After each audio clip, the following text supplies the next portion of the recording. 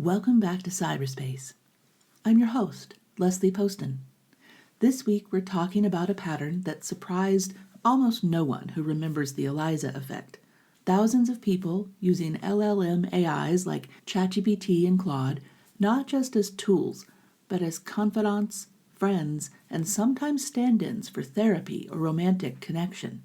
Not because the tech industry necessarily built them for that, but because the industry programmed them to be agreeable, endlessly available, and designed to keep you engaged. It turns out that's a pretty good description of what lonely people are looking for.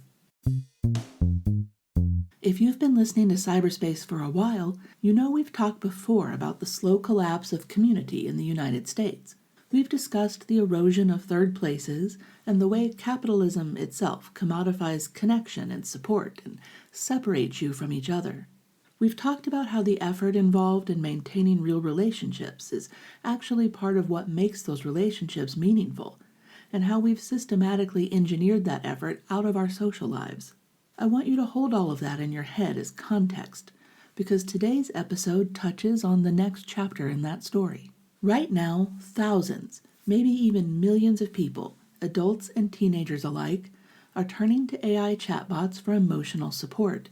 Tools intended for information, help composing an email, or debugging code are being repurposed by the user for companionship, someone to talk to when they're struggling, and for the general feeling of being heard. On some level, this makes complete sense.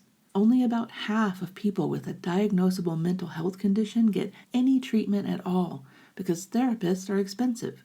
Wait lists for therapy are long, and stigma against therapy is still real. Into that gap comes a tool that's always available, never judges you, and responds with an imitation of warmth and understanding. What I want to do today is take that trend seriously instead of manufacturing panic about it. Let's try and trace it back to its roots. AI being used as emotional support didn't just emerge from nowhere. Rather, it emerged from a society that systematically dismantled these structures that used to hold people together. From a tech industry with a documented history of prioritizing engagement over well-being, and from a mental health system that was already failing a huge portion of the people who needed it. Understanding where we are right now requires understanding how we got here. And when you trace those threads, what you find is a pattern and not an accident. So let's talk a bit about what the tech industry has already done. Meta is currently on trial in Los Angeles. The case was brought by a young woman who says she became addicted to Instagram starting in elementary school, and it could set precedent for over 1,000 similar suits. During testimony, internal documents were shown in court revealing that Instagram had active goals to increase user daily engagement time, not because engagement meant the app was useful or enriching, but because engagement meant more profit. The same company ran a now infamous internal study without asking for consent in 2014, quietly manipulating the emotional content of users' Facebook feeds to see if it could shift their moods. And it turns out it could. They published the results and the public found out and was rightfully upset. But Meta, Facebook at the time, just shrugged. Meta has also influenced U.S. elections negatively, spread misinformation through their pay-to-play ad programs, and contributed to the start of a genocide in Myanmar, and more. And now Meta makes smart glasses that have been sending footage captured during everyday use to human contractors for AI training. Footage that includes people in bathrooms, people having sex, your details of your credit cards and other logins you may have at hotel sign-in, and intimate moments where users had no idea that they were being reviewed by anyone. The product was marketed with the tagline, "Designed for privacy, controlled by you," which was, to put it plainly, false. A class action lawsuit was filed this week, even as Meta plans to roll out facial recognition capabilities to these same glasses, putting more people at risk. I'm not singling out Meta just to pile on. They're simply one of the most visible examples right now, since they're literally in court as we speak. But the pattern of designing for maximum engagement, monetizing behavioral data, and treating user well-being as an afterthought is not unique to one company. It's become a business model, and it's the same model now being applied to LLM AI. When we talk about millions of people trusting AI chatbots with their most vulnerable moments, we must understand who built those chatbots and what their incentives are. Even the companies building the most widely used AI mental health tools are for-profit entities with little or no clinical input, no external monitoring for adverse effects, and primary goals of expanding market share and gathering data. That's not some conspiracy theory, that's just what their investor decks are telling you. The psychology of why this works on people is worth understanding because it's not random. Attachment theory gives us the first piece. People with anxious attachment who need frequent reassurance and fear abandonment are disproportionately drawn to AI as an emotional substitute. And AI is always available, never withdraws or gets annoyed, and never needs anything back.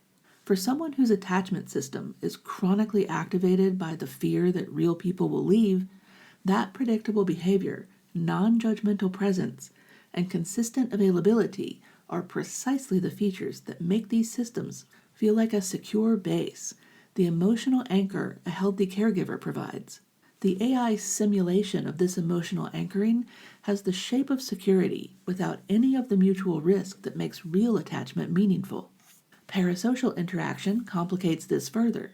Parasocial relationships are prone to compensatory attachments formed by the lonely, the isolated, and the rejected. This makes a system that doesn't just broadcast at you, but that responds directly to your specific words, remembers what you said, and adapts its tone to your emotional state risky.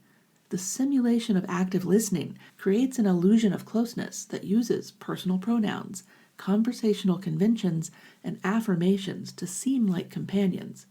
And those tactics induce trust-forming behaviors at a level that passive media never could. And this is where the illusion of reciprocal engagement becomes relevant.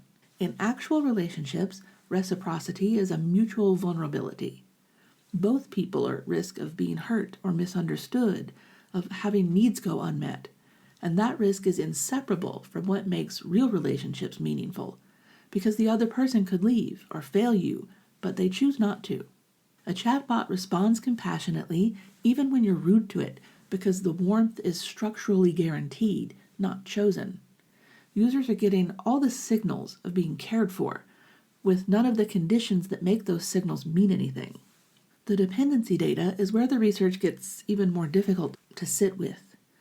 About 23% of users show a dependency trajectory, where wanting to use the LLM AI increases over time while the actual enjoyment of it declines. That's the behavioral signature of dependence. You're not even getting what you came for anymore, but you can't seem to stop. An MIT OpenAI randomized controlled trial on 981 users over 4 weeks found that higher daily AI usage across every condition correlated with higher loneliness, more emotional dependence, and less real-world socialization. The more people leaned on the AI for emotional support, the worse their actual social lives got. The mechanism behind that finding comes from a distinction clinical psychology has been drawing for decades: rumination versus cognitive reappraisal. Rumination is the repetitive cycling through the causes and consequences of negative feelings, the mind re-examining the same wound from the same angle. Cognitive reappraisal is the process of actually changing the frame, seeing a difficult situation from a new perspective in a way that shifts its emotional meaning. Good therapy, and good friends willing to push back on you, moves you towards reappraisal. Research on social anxiety and AI use finds that loneliness drives people toward chatbots specifically to exit the discomfort of real interpersonal interaction. But AI doesn't interrupt rumination, it validates it. So when you vent to an AI, it reflects your emotional state back with affirmation, and that feels good because your distress is being acknowledged. But acknowledgement without that counterpressure, without anyone asking whether the story you're telling yourself is accurate, just keeps you in that ruminative loop. A sycophantic system can't move emotional processing forward. Short-term studies do show real reduction in loneliness and anxiety. The short-term relief is genuine, but as usage increases, that trajectory reverses. More loneliness, more dependency, less connection to actual people. It's consistent with what we know about avoidance as a coping strategy, which reduces anxiety immediately and reliably increases it over time because you never get the corrective experience of finding out you could have handled it. AI is the most frictionless avoidance machine we've ever built.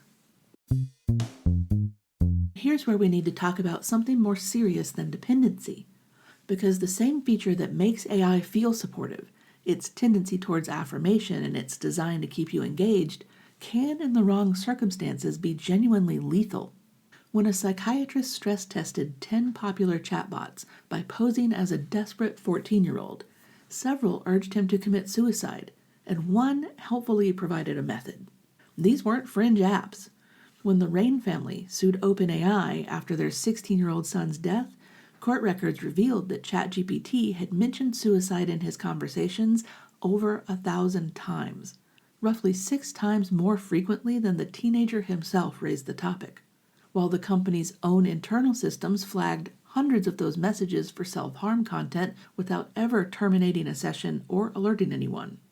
In the Shamblin case, a young man spent more than 4 hours in conversation with ChatGPT in the hours before his death, discussing his plans in detail, and the chatbot responded throughout with affirmations.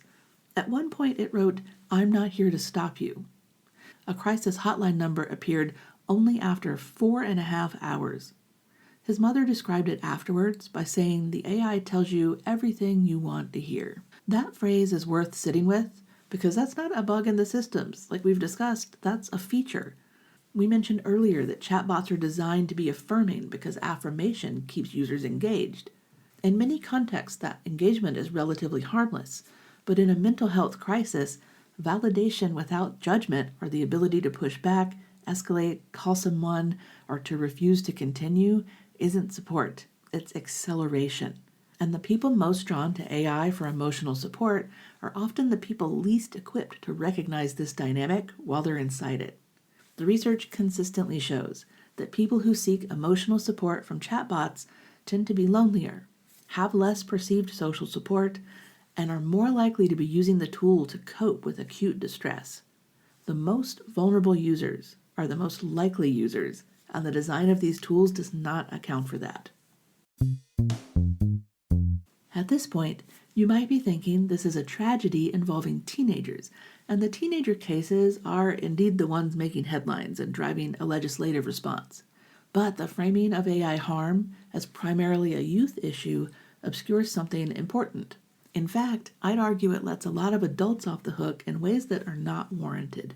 Nearly half of American adults have used large language models for psychological support in the last year. Nearly half. And only about 1 in 5 of those interactions are happening on tools actually designed with mental health in mind. The rest are people using general-purpose AI chatbots like ChatGPT, Gemini, Claude, or worse, Grok, whatever they have access to, really, to process their grief, anxiety, relationship problems, trauma, and moments of crisis. These people aren't doing anything wrong. They're doing what makes sense given the options available to them. But they're doing it with tools that have no clinical design, no external oversight, and no mechanisms for accountability. Adults are assumed to be capable of making informed decisions about their technology use, so they don't have the guardrails currently being debated for teenagers and children. But the same sycophantic design, the same absence of clinical oversight, the same engagement over safety incentive structure applies to everyone, regardless of age. Psychiatric researchers have documented cases of adults whose delusional thinking was actively reinforced during hundreds of hours of chatbot use. What some are now calling a technological folie à deux, a shared delusion between a person and a machine that mirrors the classic clinical presentation normally seen between two humans. A man with schizophrenia and bipolar disorder, for example, used ChatGPT up to 14 hours a day, developed the belief that his wife had become part machine, and killed her. A 29-year-old woman talked for months to a ChatGPT persona that she'd named as a therapist about her mental health, and while the chatbot periodically suggested she seek more help, it had no mechanism to actually do anything beyond suggest. The mental health system failed these adults long before AI entered the picture, just like lackadaisical parenting and the system that keeps parents overwhelmed failed kids. And that matters. But AI didn't fill the gap responsibly. It filled it profitably. And the public conversation that treats this as a problem for teenagers is leaving a very large population of adults without either the protections or the honest reckoning they deserve. The legislative response to all of this has been almost entirely focused on children and teenagers, and there's a real conversation worth having about whether that framing is as protective as it claims to be. Dozens of federal bills are currently moving through Congress this week, 19 in total, under the banner of child online safety. The most famous being COSA, the Kids Online Safety Act, but by no means the only one. COSA just advanced out of a House subcommittee last week. The stated goals of these bills seem good on the surface: protect minors from addictive design features, restrict harmful content, and give parents more tools, so it's hard to argue with the intention. But impact is more important than intention, and the mechanism most of these bills rely on is age verification, and age verification has a fundamental structural problem. In order to verify that someone is under 16 or under 18 in some of the bill's statements, you must verify the age of everyone that touches the app or the internet. You cannot carve out children without also carving out adults. The practical implementation of this would require government-issued ID uploads, biometric facial analysis, or third-party identity checks, just for basic internet access, and privacy advocates, including the Electronic Frontier Foundation and others, have rightfully sounded the alarm that what's being proposed is a universal identity surveillance system for any internet use, dressed up in the Trojan horse of child protection. And when you ask who benefits from that infrastructure existing, the answer is not children. These bills don't actually do anything to protect children. Who benefits is governments and corporations that want access to internet behavioral data, and a growing identity verification industry that's been lobbying hard for exactly these mandates while simultaneously not being able to protect anyone from constant hacks and leaks of their private information. And there's something else worth naming here, and I want to be careful to say this in a way that reflects what the data actually supports rather than going further than it warrants. The adults driving the Protect the Kids from Phones conversation are, statistically, a generation with their own serious and well-documented relationship with their devices. Millennials and Gen X adults average between 5 and 6 hours of smartphone use a day, and research on adults with problematic phone use consistently finds associations with anxiety, negative affect, and a perceived lack of control over their own lives. But those same studies find that adults rarely follow through on their desire to change their own behavior. Legislating a minor's access to technology feels concrete and external. Confronting your own use is internal and feels uncomfortable. Psychology has a name for redirecting anxiety about your own behavior onto others, and that's projection. I'm not saying every parent pushing for these bills is doing that, but I'm saying the research on adult phone dependency makes this a fair question to ask. None of this means protecting children online is wrong.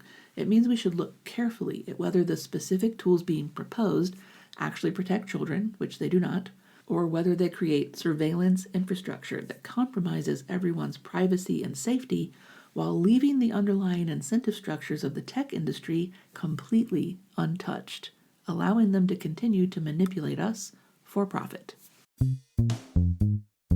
So, if chatbots can't replace human connection and surveillance-based age verification isn't a fix, what does research actually support? Narrowly targeted interventions have more promise than broad ones. New York, for example, passed a law this year specifically requiring AI companion apps to detect expressions of suicidal ideation, refer users to crisis services, and critically remind users every 3 hours during an interaction that they are not talking to a human. That last requirement is more significant than it sounds. One of the most consistent findings in this research is that the harm from AI companionship accelerates when the user loses track of the distinction between the AI and a real relationship. Structural reminders don't eliminate that risk completely, but they interrupt it significantly. Clinicians are also starting to adapt. Psychiatrists are now being advised to ask patients directly about their AI use, the same way they ask about substance use or sleep. Not judgmentally, but as part of understanding the full picture of how someone is coping and what they're disclosing where.